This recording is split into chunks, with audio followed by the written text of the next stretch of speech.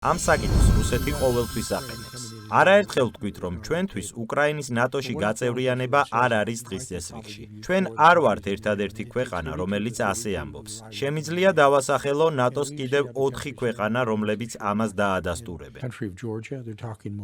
ისინი საუბრობენ არა მხოლოდ უკრაინაზე, არამედ ასევე საქართველოსა და მოლდოვაზეც.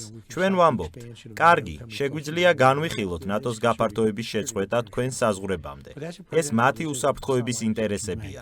ამას შემთხვევით ჩვენ ვიგვეუბნება, რომელი ქვეყნის წარმომადგენელი. ამერიკა დღეს არის ჩვენი პარტნიორი ქვეყანა. ესენი არიან ჩვენი პარტნიორი ქვეყანა. შენი პარტნიორი ქვეყანა ამერიკა რო ამ განცხადებას გეუბნება. ისე რომ შენ არაფერ შუაში ხარ იმ მოლაპარაკებას. საქართველოს წარმომადგენელი ის და იქ სადმე ან იღებს მონაწილეობას. აქ საერთოდ ვინმე ჯერ იკითხა და მერე თქვა ეს განცხადება. ანუ შენი პარტნიორი როცა შენს გარეშე მეორე პირს, კი ბატონო, მთავარ მოთამაშეს.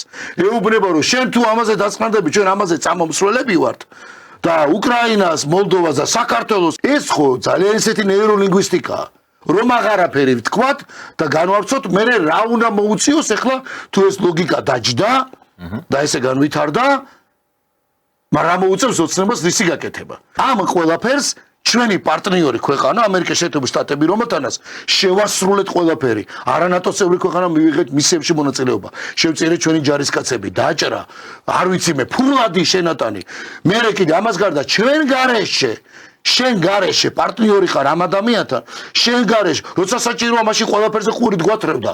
ყველაფერზე გეუბნებოდა, არ ვიცი, ბაიდენის ადმინისტრაცია, ბუშის ადმინისტრაცია, რა ვიცი, ყველაფერი გავაკეთეთ, ქუჩები გავუხსენით, ინსტიტუტები გავუხსენით, რა არ ვქენით ამათი სახელობის.